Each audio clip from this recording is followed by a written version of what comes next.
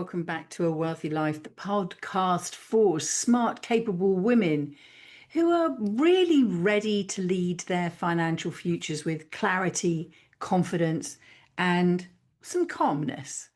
I'm your host, Vicky Washay, and today we're going to be talking about the questions I hear most from women in their 40s and their 50s and beyond. And that question is vaguely around this topic.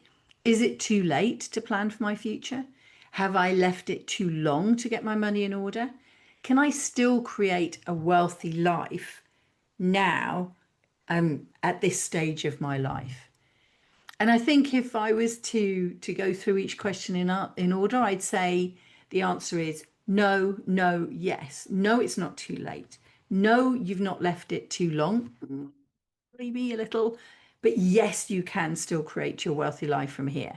You can still make a difference to your financial future. And it starts with understanding what matters right now. So this episode is going to be that roadmap for you to help you and guide you through some clear steps that you can take to start making a real difference to your financial future. Before I get into the what you can do, let's start to unpack what happened and how you got to this place, if this resonates with you. And while I am talking specifically to women, this does apply to men, and I'll explain that bit later on. So let's start with here you are in your 40s, maybe your early 50s. And first of all, your children might be getting older, or maybe leaving home for university or traveling, or certainly getting close to that age. So there's that feeling that there might be less people in the house, less people. I was going to say less people to worry about, but let's be honest, you're always going to worry about your children anyway. But certainly less people in the space, less people you maybe have to feed on a daily basis or be mum's taxi for. And then what about your work life? If you return to work after children, have your efforts been recognised? Does work feel rewarding? Or maybe you're actually starting to crave a shift now. Maybe this is some people will refer to it as a midlife crisis. I would say that this is a point where you're starting to recognise your value and maybe recognise that not everybody recognises the value that you truly have. I was just speaking to somebody just now, and she was talking about how she knew she could do more at work and was looking for another job. So that's a very clear example. And then, of course, as you leave your 40s into your 50s, you'll almost definitely be thinking about more time freedom. But interestingly, and this is where I want to speak to the women specifically, not for yourself, but often for your partner, because you can start to see the strain of being the financial provider on them. You can see it starting to drain them and to exhaust them. But hold on a second. Doesn't that mean that you're probably shattered too? Maybe you want time for yourself. But the thing a woman will always do is prioritize those around you first. But what I want to tell you is that what used to feel far away, what used to feel out of touch, is now actually something that you can put your mind to. And by thinking about prioritizing your retirement, your health, your mindset, your purpose, especially in this stage of your life, it is later than we would have liked, but it's not too late. And this is because actually the time delay has given you a huge advantage. You've got experience, more experience than other younger versions of yourself. You've got some income stability now that you maybe didn't have when your family was younger. And now we need to identify what you do want, because we already know that you've got clarity around what you don't want. And of course, the key is to use these advantages to your advantage. And that does, of course, as I said, apply to men. But from my conversations with men, they're more likely to book a call with me about what they want to do for their future. And yes, of course, that includes their family. But when a woman phones up and books a call with me, she invariably speaks only about her family and her partners. Very few women will phone up and put themselves first. And that's what I really want to encourage in this episode. So let me start by sharing with you 5 priorities that matter most when you're going to start organizing your life and your financial future moving forward from today. And this is what I really want you to focus on. There'll be plenty of help. If you're a member of the Wealthy Life community, there's loads of resources in there. If you check out the show notes, the links will be there for you. So, number one is get to know your numbers. And what I want you to do here is be clear. And oh my goodness, how many times have I said this to you? I'm sorry, I just banged that same drum. But I wouldn't keep saying it if it wasn't for the fact that I keep having calls with women who don't know these answers. So the message maybe isn't always, maybe the message is getting through, but the priority isn't there. And that's what we need. I need you to prioritize this for yourself. So get clear on your income, your outgoings, your assets, your liabilities, because this is the baseline. This is sometimes the dashboard that you will work off of. If you can't make a plan, well, no, put it this way round. You can't make a plan if you don't know where you stand. And so if you download the wealth tracker, there's a complex, not complex, detailed Excel spreadsheet one in the community. But also if you join the YouTube video that I've created for women, there is a simpler Word version that you can start to work on before you move on to the Excel. You've got loads of resources around. There is no excuse not to be doing this. So whether you want to jot it on the back of an envelope, use a Word table, or actually get into Excel, there is resources there for you to know your numbers. And you just need to do this. Yes, initially it's going to take you a little bit of time to gather all of this data together, but then an ongoing monthly check, really what you're doing is looking for exceptions and recording those.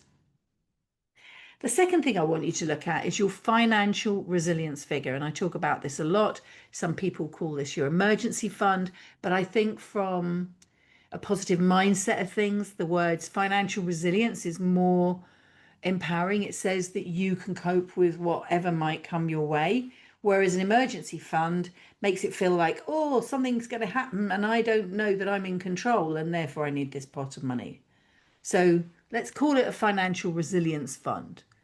Think about how much you need on a monthly basis to cover your basic costs so that you can feel calm and secure.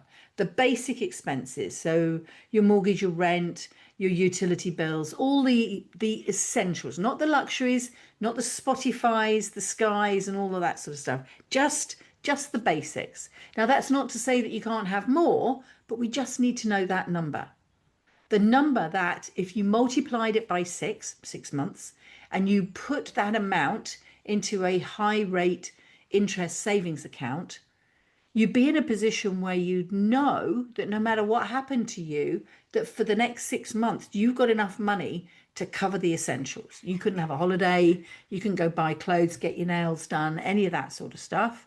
But you know that the essentials were covered. That, wow, from a mental perspective, has such a shift for you. It's incredible. So, next thing is start thinking about the future, right? What we then want to do is think about what about your retirement? We could take those figures and think about what you might need in the future. When you stop work, when the mortgage is cleared, when the kids have left home, is that amount of money actually enough now, not what you might want, but enough to provide you with a basic retirement? And if it is, then all you've got to do, a simple flippant phrase here, but all you've got to do is then find a way to generate that monthly amount on a monthly basis to keep you in that position. You're starting to break things down and look at them in ways that make them much more achievable, easier for you to believe that you can achieve them. And when you believe that you can achieve something, you achieve it. This isn't going to be English. You achieve this a lot better if you believe that you can achieve it than if you don't believe that you can achieve it. I'm sure you get my drift at that point. So back to these points. Number 3. What about building or potentially refocusing your wealthy life strategy? Now, this could be where you start to take those numbers from number 1 and we start to look at them in a broader sense. Have you got a pension? Do you have ISAs? Do you already invest in property? What's the situation with your residential property? Have you got other investments? But generally, the simple focus here is how can you generate monthly income? Like I was just saying for point number two, what have you got that could be generating a monthly income as close to the number you need to cover your basic expenses? And when you've reached that number, of course, feel free to generate more income than just your basic expenses. But you need to focus on monthly income. And I believe that monthly cash flow now will give you both peace of mind and, of course, that ongoing cash flow that you need for the future. And when that extra cash flow comes back into your kitty, it can then be re-leveraged to make it work harder for you. And this word leverage is best seen when buying property investment, where the bank will lend you 75% of the purchase price. There is no other investment asset out there that uses leverage in the same way. This is a challenging point number 4, reducing dependency. If you have just one income stream, whether that's from employment or because of a relationship with somebody else, you are tied in that situation. And the more financial resilience you can build now, the more in control of your finances you can get and you can feel, the more undependent you become. Another not English word, sorry about that. Let me just explain a bit further. With just one source of income, then any changes in your life can be absolutely devastating, or certainly feel that way. And so I'm encouraging you to have that 6 months resilience money. I would love it if you could make it more than 6 months. I would love it if you could find a way to leverage your money so that you didn't even have to save it. It was just dropping into an account for you. Imagine how you would feel if you had a second source of income that could, for example, over the next 10 years, build to provide enough cash flow on that monthly basis so that you never had to worry slash panic in the same way ever again if change occurred, because you knew that all of your basic bills were covered. And that change, when change happens, affects women more, not only because we are the nurturers and the carers in the family, not only because of the gender pay gap and the pension pay gap, but because it feels like career changes through first you were held back, maybe caring for your children, and no sooner do your children leave home than then your responsibilities may turn in the other direction to your parents, and you will be responsible for both yours and quite probably your parents-in-law. Maybe your relationship changes, maybe your health is affected. But at the bottom of this, you need to feel safe and protected. And having a resilience fund, having 6 months minimum money in the bank is what will make you feel comfortable. And then we can go on and talk about number 5, an exit vision. But you can't talk about the future and retirement, all of that, if you don't feel comfortable now, because something going on in your head will be holding you back. Because if you're not at a position of comfort, knowledge that you're in control, how can you plan for a future when you're unbalanced, when you're wobbly, right? So what I want you to do is do those first 4. Know your numbers, right? Define what the resilience figure is so that you can put that 6 months away. Start to think about what investments you've got and what is generating money for you, working alongside you to build and grow that pot. Reduce that dependency by having that pot and that additional source of income. And now we're going to be in a place where you can start thinking at what your ideal wealthy life might look like in 5, 10, 15 years from now. And I don't mean just financially, but how would you like to spend your time? Where would you live? What would you do? Really allow yourself to daydream on this. I'm very vocal on the fact that school trained you to work and not to live. We really need to shift that balance now for ourselves and now for our children, because growing mental health issues, relationship strains, all come from financial worries and, frankly, a lack of time for yourself. So, what in your ideal life would you do if you never had to work another day just to pay the bills? And I've literally just contributed a chapter to a new book called Retire, Inspire 2 that's coming out soon. And if you make sure that you subscribe to this podcast, you'll be able to make sure that you don't miss its release. It will be a great book full of inspiring contributions about retirement from a great collective of people who are all focused on this topic. And no matter what age you are, if you happen to be listening to this podcast in your 20s or 30s, then you have a great advantage because you don't need to wait till you're 40 or 50 to hear this message. Because the biggest mistake that women make repeatedly when it comes to their finances is almost really that original statement I started with. They leave it too late. And it's not too late because it's never too late to actually start. But in truth, had you started earlier, you would be in a better position than you are now. But the fact that you're always putting yourself second and you're always waiting is a mistake in the form of a missed opportunity. It's a missed opportunity for peace of mind, for long-term savings, and I totally get why this happens. You were waiting until the mortgage was paid off and you'd have more money, and then, oops, you moved house again. You were waiting until the kids left home, but then you weren't quick enough and they came back. So maybe you were also just waiting till retirement to think about retirement, but that's like the destination. It's a bit like booking a holiday the day before you leave and then only being able to go where's available and where you can afford.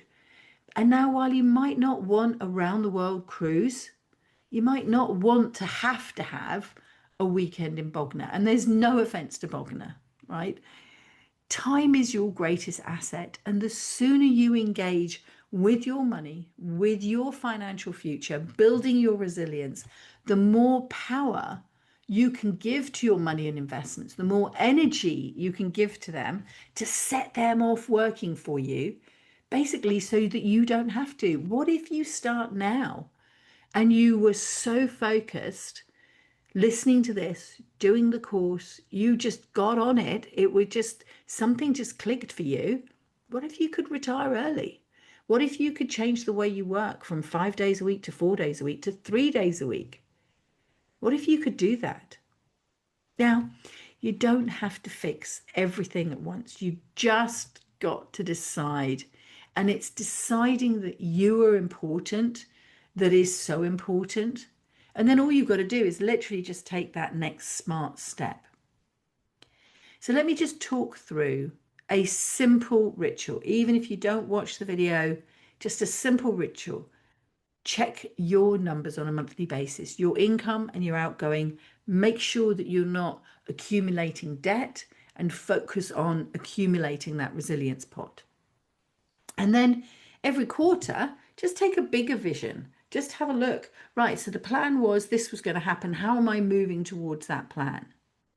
And then every year, we talk about goals, don't we? But just go back and think, is this really what I want for my future? Have I, decided that I don't want a round the world cruise and now I do want a round the world cruise? Review and renew that vision. Put energy back into that vision because that's going to be the magnet that keeps you going back and checking your numbers on a monthly basis and reviewing the plan on a quarterly basis and create momentum so that you can stay connected to your money. And that's what I need you to do. I need you to stay connected to your money, not to abdicate responsibility to somebody else or to push it off so far in the future that you really do leave it too late. So I've shared a lot with you. I'd like to summarize that, as I always do, with 3 wishes that I hope you will get out of this podcast. And number 1 is, it isn't too late. Today is the perfect time to start this. You've got the experience. You're in a position in your life in terms of your career, your family, that you're starting to get clarity. Use the experience that you've got, use the clarity you've got, build on it, start today and make that move towards the future that you want, putting yourself first. Now, I know that there's going to be some resistance to this, but one of the key things that we forget, and this I think was the most powerful lesson when I was a single mum, that if I didn't put, this is odd, right? If I didn't put me first, if there wasn't a me that was happy, healthy, financially stable, able to cope, how could I bring up my daughters? But often what we do is we think the other way around. Oh, I've got children, I need to put them first. And we exhaust ourselves to the point we then don't have the energy anymore. So I'm just asking you to flip that switch round. Put yourself first. Like the airplane, put on your own mask, because when you've got your own mask on, you can then reach over and put the masks on your children and your partner afterwards. It's not too late. But you need to start today. You need to start now. Go follow that link. And number 2, wealth isn't just about what you have. It's about how clearly you can see what you want your life to be like. That notion of a roadmap, of a plan. Because when you have a plan, it's going to make all your decisions easier. And as the decisions get easier, you're going to feel like you're progressing faster. And that's what I want for you. Not to go fast, not to make rash decisions, but to feel like you've got that momentum. Because as it builds, it supports you and gives you energy to everything. As I said to you, once you've got that clear vision, then it's going to give you the energy to check your accounts on a monthly basis. And next, third and final wish is that time is your most powerful asset. Don't leave another year. We're coming to the end of June. This is midway through 2025. Shocker. This is halfway through another year. Just take that first step, and then you can take the next step. Wealth isn't built just like overnight. It's built by one smart choice, one decision, one action at a time. And the values that you hold and the time and the energy that you put to this will help you make better decisions, which will give you that momentum. So in conclusion, you're not too late. You're exactly where you're meant to be. You have all the resources that you need, but now is the time to step up, to put yourself first and to get on top of your financial situation so that you can start to build in some resilience and then plan for that future. And I mentioned this a number of times. I would challenge you now to download the Smart Woman's Ultimate Guide to Money Investing. It's a completely free 4-hour video training on YouTube. It's got an 80-page workbook. It will help you set your goals to become financially resilient and to move forward to that wealthy life that you're looking for. The link is in the notes below, and it's basically bit.ly/smart dash WUG. Oh, crikey, I made that quite a complicated link, but I'm sure you'll work your way through it. And of course, if you want help building your roadmap, if you want help making those plans, I'm here. Just book a strategy call. I've literally had a conversation with a young woman today talking about what's the best use of her financial pot as she has it right now. Now, I'm not a financial advisor and I wasn't giving financial advice, but I can do the maths. And from the maths, I can help you ask better questions. And all you have to do is go along and use the link to book me. And you can book in half an hour into the calendar and we can have that conversation about your roadmap. So this has been a Wealthy Life podcast, and I'm Vicky Wishay. Thank you very much for listening. Please make sure that you subscribe to this podcast and share it with one of your women friends who you think might benefit from listening to this content. Take very good care, and I'll speak to you again next week.